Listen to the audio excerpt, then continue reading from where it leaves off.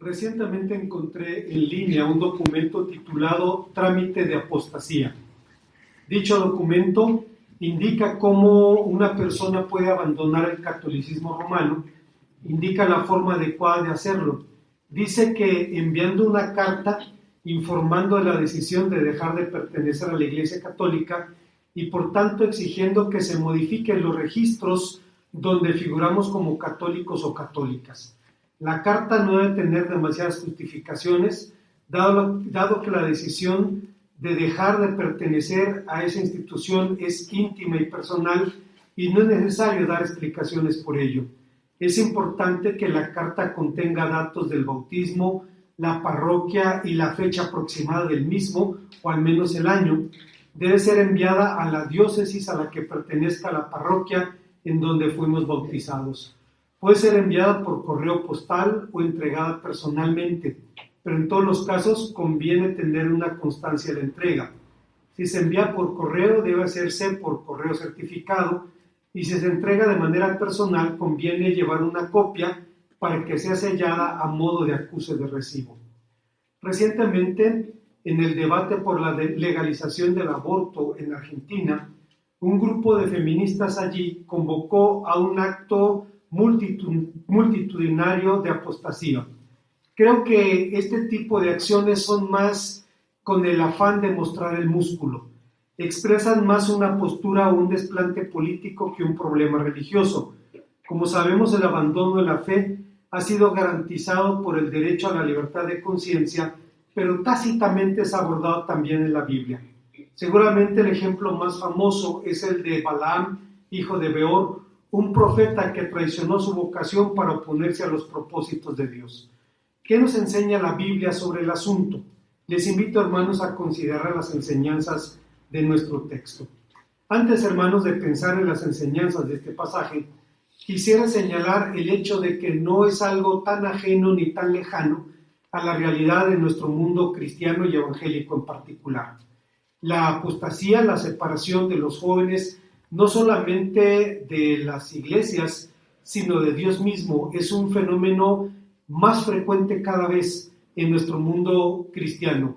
Lo vemos, hermanos, con frecuencia, de manera que no podemos pensar que algunas personas, como demostración de músculo o como un desplante político, renuncien públicamente al catolicismo romano, sea algo simpático o gracioso, porque no pensaríamos de igual manera si alguien, por ejemplo, elaborara un documento de esta naturaleza para renunciar a una comunidad bautista. Eventualmente la apostasía la apostasía no es un fenómeno reciente. Creo que las posibilidades de creer y de no creer han existido todo el tiempo, pero como se ve en el caso de Balaam, encontramos que ya en la antigüedad bíblica había personas que lo hacían. La Biblia provee muy poca información sobre este personaje. Nos dice que provenía de la misma región de la que había salido el patriarca Abraham. Esto significa que gozaba de un renombre internacional que había trascendido de Moab. Geográficamente hablando y en las condiciones de transporte de aquel tiempo, pensar en viajar de Mesopotamia a la región donde los hijos de Israel se disponían a entrar a la tierra prometida era una distancia considerable, lo que significa que el hombre era reconocido incluso fuera de los límites de su país. Por lo mismo se le reconocía alguna autoridad, y como leíamos hace un momento, el rey de Moab dijo: yo sé que al que tú bendigas será bendito, y al que tú maldigas será maldito. Balaam es reconocido como vidente, nombre que en ese tiempo se empleaba para describir a los genuinos mensajeros de Dios. Y aunque el nombre profeta llegó a ser utilizado con más frecuencia a partir del tiempo de la monarquía, a partir del tiempo de David en delante, en tiempos de Samuel el nombre vidente era empleado todavía, como se ve en el diálogo entre Samuel y Saúl. Si usted recuerda, la palabra de Dios nos cuenta que Saúl fue un hombre, el hijo de un granjero, que perdió algunas asnas, unas burras, y envió a su hijo a buscarlas, y cuando el hombre caminó por varios días y no las encontró, decidió que tenía que ir a la ciudad donde vivía el vidente, y entrando al lugar se encontró con el propio profeta Samuel, y le dijo: te ruego que me señales dónde es la casa del vidente. Y Samuel le respondió: yo soy el vidente. El nombre vidente ponía énfasis en el carácter predictivo del oficio, en tanto que el del profeta ponía énfasis en la naturaleza verbal de este ministerio. Es evidente que Balaam conocía al Dios único y verdadero, pues el Señor hablaba con él de manera directa y él parecía mostrar docilidad, al menos inicialmente, y aún el profeta Balaam, el propio profeta, hablaba del Señor como mi Dios. Sin embargo, accedió a atender el llamado del rey de Moab, si bien se abstuvo de hacer lo que éste le pedía. Habla de la voluntad de Dios, pero Dios tiene que advertirle de varias formas que se abstenga de maldecir a su pueblo Israel. Balaam estaba en la misma línea con Ahitofel, aquel consejero que traicionó al rey David y apoyó la rebelión de Absalón. La tradición judía dice, por tanto, que dos sabios se levantaron en el mundo, Ahitofel en Israel y Balaam en las naciones de la tierra, y ambos fueron destruidos porque su don de sabiduría no les fue dado por el santo, sino que venía de ellos mismos.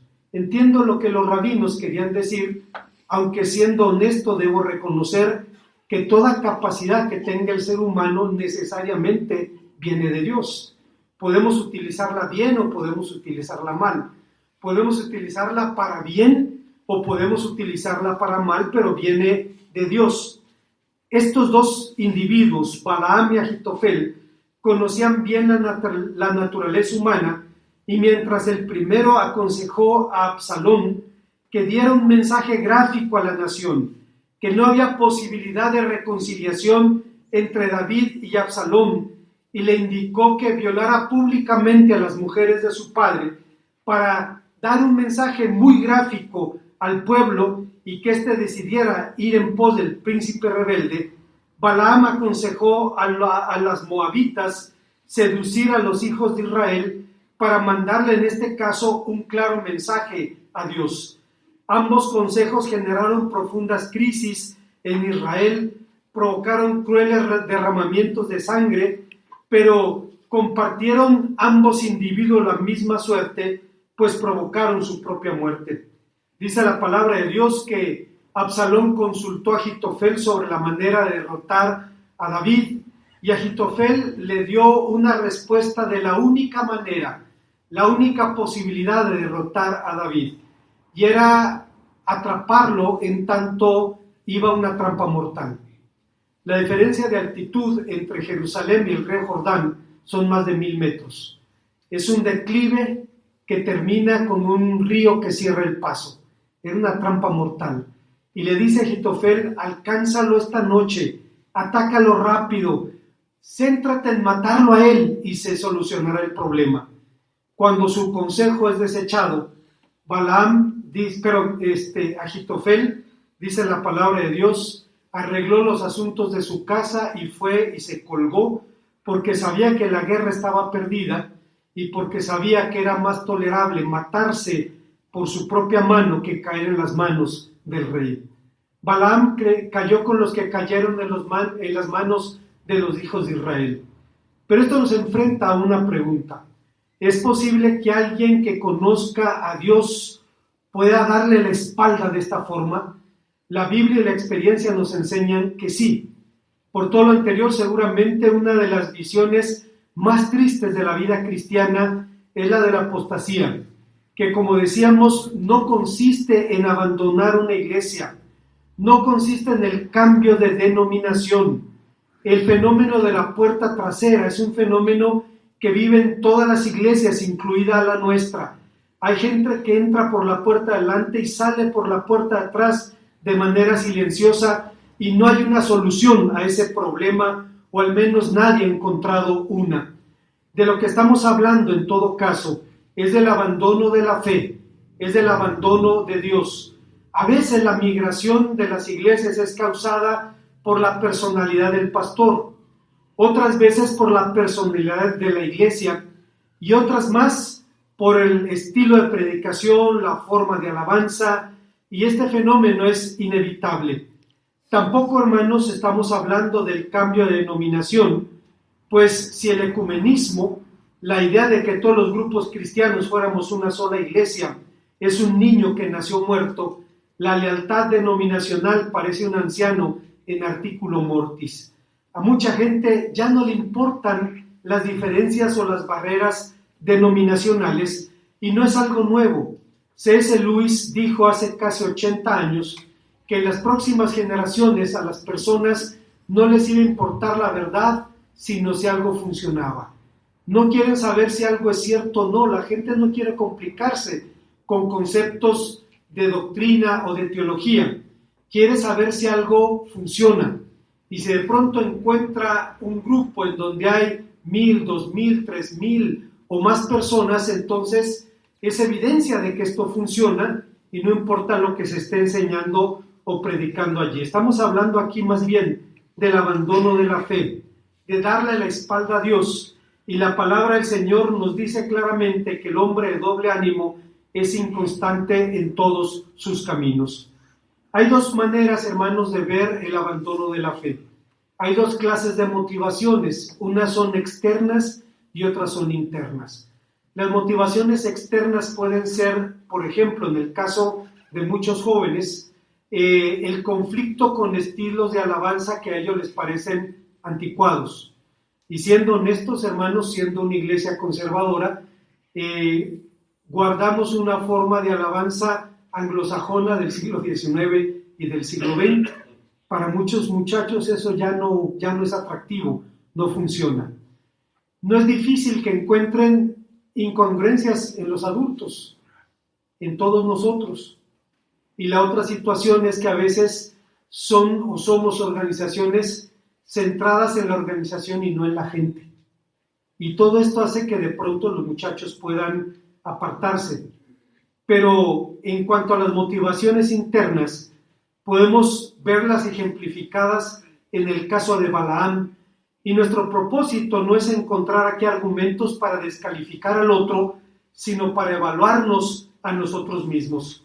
La primera causa de la deserción de Balaam fue un corazón fluctuante, y la palabra de Dios dice que el hombre de doble ánimo es inconstante en todos sus caminos. ¿Qué significa esto? Hay personas que piensan que los valores cristianos son para el domingo y son para la iglesia, que el vocabulario, la forma de relacionarnos con la gente tiene que ver con el día y tiene que ver con el lugar, aunque sus palabras, sus patrones, sus estilos de vida fuera de la iglesia son radicalmente distintos y viven en una dicotomía, en dos mundos, con un pie en el muelle y otro pie en la barca, pensando que se puede vivir así delante del Señor. Hay una segunda verdad que encontramos en este pasaje, y es que la segunda causa de la apostasía de Balaam fue una ambición desmedida. Los mensajeros del rey de Moab llegaron a Balaam con el propósito de comprar sus servicios. El vocabulario utilizado en el relato resulta por demás descriptivo, pues los emisarios llevaron en las manos las dádivas de la adivinación.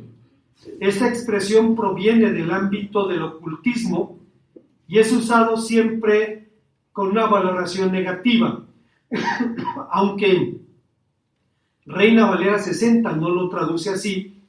Se usa en 1 Samuel 28:8, en 2 Reyes 17:17. Balaam consultó al Señor y el Señor respondió que no accediera a la petición de los ancianos de Moab, sino que los despidiera. Los primeros emisarios regresaron entonces a su Señor, pero éste envió príncipes con mayor jerarquía a reiterar la invitación de ir a Moab y ofrecieron incluso recompensas mayores, invitaciones sobre las cuales Balaam consultó una vez más al Señor.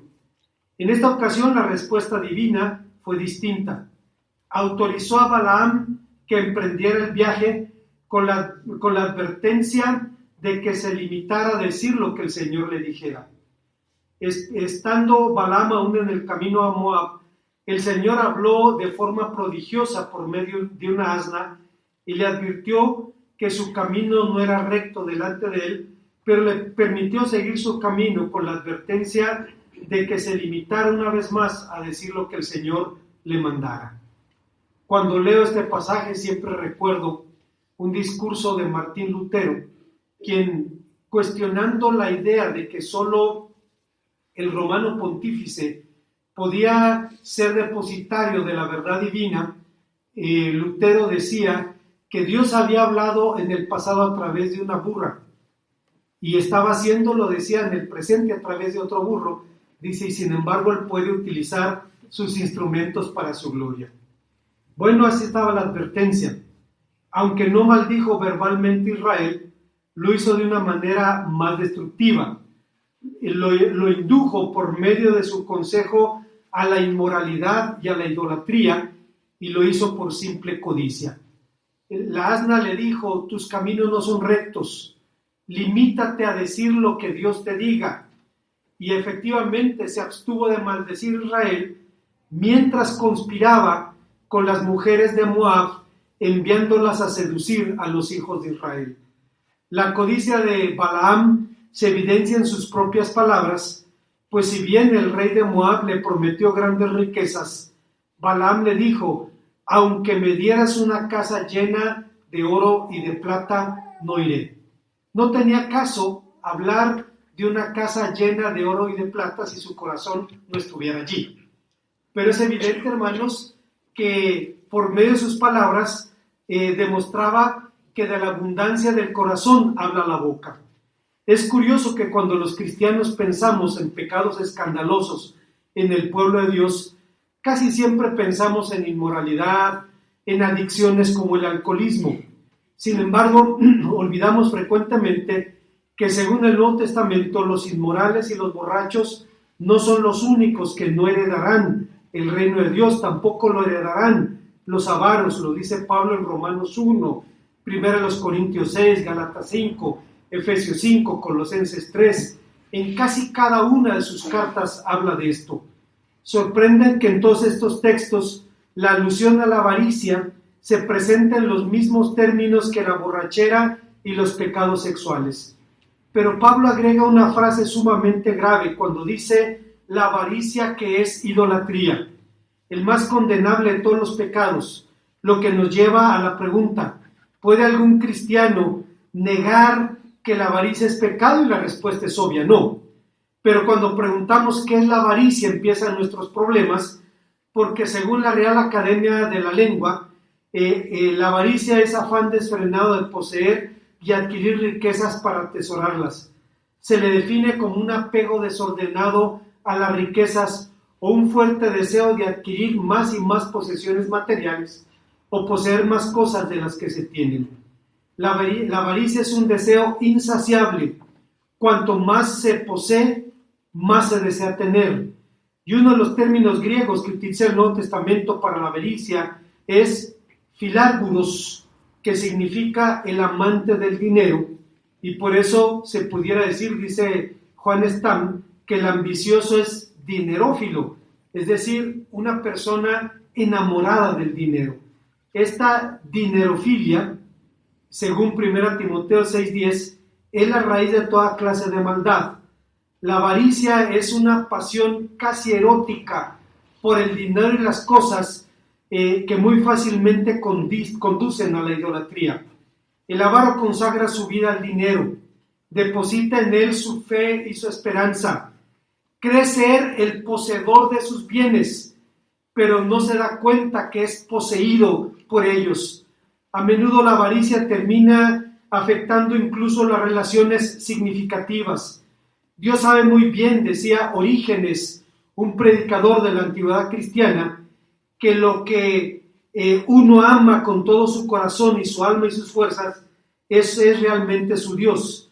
Que cada uno de nosotros se examine ahora silenciosamente en su propio corazón y decida cuál es la llama de su amor que principalmente arde dentro de su ser. Sin embargo, aunque la avaricia es relativamente fácil de definir, es difícil de identificar. Difícilmente va a encontrar una persona que reconozca diciendo, soy avaro. Es fácil racionalizar la avaricia y justificar la acumulación de lujos. En el caso de los pecados visibles y escandalosos como la borrachera, el adulterio, es algo evidente. Pero, ¿cómo podemos saber que alguien es avaro? ¿Con cuáles criterios se evalúa esto? ¿Cuál es el punto de inflexión entre la prosperidad legítima y la avaricia? Y dice Juan Stam, en el fondo se trata de una actitud del corazón, de criterios relativos y poco precisos. No es fácil identificarla, pero en el caso de Balaam, su ambición demuestra quién era realmente su verdadero Dios. Hay una tercera y última enseñanza en este pasaje. Una vez más, cuando hablamos, hermanos, del abandono de Dios, no lo hacemos para buscar criterios para juzgar y condenar al otro, sino para evaluar nuestro propio corazón y para, en todo caso, revisar nuestros caminos. La tercera causa de la apostasía de Balaam fue una lealtad equivocada. Balaam se apartó de Dios con una audacia suicida. Con esa audacia, Balaam parecía tener un as bajo la manga, tener una fuente de seguridad, y como ocurre en esos casos, su confianza estaba en su propia habilidad para manejar a los hombres, habilidad que él pensaba alcanzaría también para manejar al mismo Dios. No sería la primera ocasión en la que alguien pensara así. David hablaba de los arrogantes cuando decía, cuando dicen, por nuestra lengua prevaleceremos, nuestra lengua es nuestra, ¿quién señoreará sobre nosotros? Es evidente que aunque Balaam reconocía la existencia de Dios, su poder y su capacidad para hacer su voluntad, la voluntad divina no era la norma de su conducta. Es evidente que la norma de su conducta era la propia voluntad del profeta. Es evidente que el Dios que gobernaba su vida era el mismo. Esto explica por qué, a decir de algunos pensadores cristianos, la verdadera razón de la caída del hombre fue la idolatría. Cuando escuchamos esta afirmación podemos preguntarnos, ¿no fue la desobediencia? ¿No dice la Biblia que Dios le dijo, puedes comer todo es tuyo, está a tu disposición, menos un solo árbol? Del árbol del conocimiento de la ciencia del bien y del mal no comerás, porque el día que de él comieres ciertamente morirás. Pero la desobediencia a Dios implicó la obediencia a otro, y ese otro era el propio hombre ambicionando ser Dios. La serpiente le dijo a la mujer, y seréis como dioses, sabiendo el bien y el mal. Ese fue el motivo de la caída, y por eso sin Dios los hombres pasamos nuestra vida decidiendo nuestra lealtad o al Dios único y verdadero, o a nosotros mismos en la imagen del ídolo de nuestra preferencia. Alguien dijo al respecto que según la Biblia, el pecado se define como una lealtad equivocada, o para usar una palabra técnica como idolatría, pues el pecado es, en otras palabras, lealtad a un Dios falso. El pecado básico es el hecho de la idolatría, el esfuerzo de fundar la vida y darle sentido sobre la base de seres finitos, excluyendo al Ser Supremo. Se llama a este olvido de Dios idolatría porque los seres finitos han suplantado al Ser Supremo. Las criaturas han tomado el lugar del Creador. Pero como la fe, la idolatría también es una actitud comprometida. De hecho, es una especie de perversión de la fe.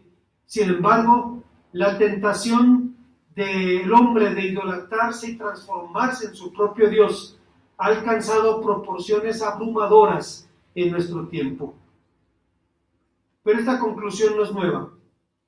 Ya el profeta Samuel había dicho hace más de 3000 años que la adivinación es como rebelión y que los ídolos y la idolatría, y como ídolos e idolatría, la obstinación. Es claro que los ídolos pueden ser religiosos o seculares. Pueden venir de un mundo de dioses o de un mundo sin dioses, pero su función será la misma: servir como supremos integradores de la vida y la razón y la meta de la existencia. Pueden encarnarse en las obras de la creación, o pueden personificarse en cosas como el deporte, las adicciones, la familia, el sexo, el trabajo, los bienes materiales, y pueden convertirse en nuestro Señor de manera casi imperceptible. Yo recuerdo a un hombre fanático del fútbol que pasa todos los sábados y domingos viendo todos los partidos que se transmiten y después la repetición. 2 días viendo fútbol. Y hoy es fácil justificar la situación diciendo que es fanático del fútbol. Pues obviamente, hermanos, no solamente el fútbol, sino hay muchas cosas que pueden generar este tipo de relación en el corazón del hombre. Cualquier cosa puede convertirse en nuestro Señor de forma casi imperceptible, y nos enfrenta una pregunta: ¿cómo saberlo? La respuesta es simple, y tenemos que revisar nuestros caminos. Si fuera de Dios, algo o alguien ocupa mis pensamientos, mi corazón y mi voluntad, ese es mi Señor. Pues cuando alguien ha optado por otra lealtad, deja de escuchar la voz de Dios, de creer sus promesas, de confiar en su poder, de obedecer sus demandas, y se cumple lo que decía Bonhoeffer cuando afirmaba: por apremiante que sea el llamado de Jesucristo, rebota, no consigue entrar en el corazón del hombre porque ya está cerrado, pues ya pertenece a otro. El corazón se apega al tesoro acumulado, el bien amontonado se interpone entre Dios y yo. Donde está mi tesoro está mi confianza, mi seguridad, mi consuelo, mi Dios, y el tesoro se constituye en idolatría. Como conclusión, el libro de Números, capítulo 20, narra los eventos desarrollados durante el último año del Éxodo. La generación que había de heredar la tierra prometida se acercaba finalmente a su destino histórico, y al acercarse al lugar, sus futuros vecinos empezaron a temer por su llegada. El rey de Moab lo vio y lo dijo de manera gráfica: vio a los hijos de Israel como el buey que empieza a lamer la grama antes de devorarla. Aunque su temor era injustificado, pues Dios había dicho a los hijos de Israel: no os metáis con ellos, porque no os daré su tierra, ni aun la que cubre la planta de un pie, porque he dado esa heredad a Esaú, el monte de Seir. Pero esta reacción se suscitó seguramente por las noticias de las aplastantes victorias de los hijos de Israel sobre los amorreos. Así que los moabitas decidieron enfrentar a Israel de forma indirecta, por medios, entre comillas, no convencionales. Para tal fin, contrataron los servicios de un famoso profeta y lo hicieron venir de Mesopotamia. Este episodio significó la entrada en la crónica bíblica de uno de los personajes más oscuros y contradictorios de la ley de Moisés, Balaam, hijo de Beor. Balaam es mencionado 62 veces en las Escrituras, asociado siempre con las ideas de maldad y de corrupción. Curiosamente, hay consenso entre los intérpretes judíos y cristianos en torno al carácter de Balaam como verdadero profeta, o al menos en relación a la autenticidad de sus palabras proféticas. Yo no sé si usted lo sepa, entre otras cosas, Balaam profetizó la venida de Cristo. Dijo que una estrella se levantaría de Jacob, de manera que un falso Cristo, allá por el 130, tomó el nombre de Bar Kokhba, el hijo de la estrella, para decir que era el verdadero Mesías. Pero Balaam lo había profetizado hacía más de 3.000 años, casi 4.000 años. Bueno, la tradición judía lo identifica como un profeta que Dios levantó para predicar a las naciones de la tierra, un profeta gentil. Todo esto nos lleva a una pregunta ineludible. ¿Puede alguien identificado como un auténtico siervo de Dios hacer lo que Balaam hizo? El texto nos responde que sí. Y los motivos de la apostasía fueron un corazón fluctuante, una ambición desmedida y una lealtad equivocada. Pablo dice que lo que está escrito en la Biblia fue escrito por nosotros y para nosotros. De modo que los motivos de la apostasía de Balaam son espadas de Damocles suspendidas de un cabello sobre nuestras cabezas. ¿Qué aprendemos de este pasaje? Ciertamente no aprendemos criterios para juzgar la apostasía del otro o para condenar las motivaciones del otro al apartarse. Aprendemos, hermanos, que hay criterios bien objetivos para evaluar nuestra propia fe, nuestra propia relación con Dios, y vemos cómo un hombre que profetizó la venida de Cristo terminó cayendo a filo de espada debido a su ambición, debido a la idea de que como podía manipular a los hombres, tenía también la capacidad de manipular a Dios. Y finalmente, hermanos, encontramos que Pablo nos dice que todo esto fue narrado para que revisemos nuestro corazón y nuestros caminos y busquemos con toda sinceridad y con toda humildad a nuestro Dios, sometiéndonos a su señorío. Oremos, hermanos, a nuestro Señor. Gracias, Padre, te damos en esta mañana porque nos permites volver a tu palabra y encontrar en ella que este fenómeno de apartarse de ti, no solo del grupo o de la fe, sino de ti, es tan antiguo como la humanidad y tan cierto como sigue amenazando a tu pueblo en el presente. Sabemos, Señor, que enfrentamos fenómenos sin precedentes de gente joven que abandona tus caminos, que abandona las iglesias y abandona también la fe. Y por eso, Señor, solamente queremos rogarte que en tu misericordia tengas, Padre, piedad de tu pueblo y que puedas traer a los extraviados a tu camino. Permítanos revisar nuestros propios caminos para volver a ti en humildad y sumisión. Te lo rogamos en el nombre de Cristo. Amén.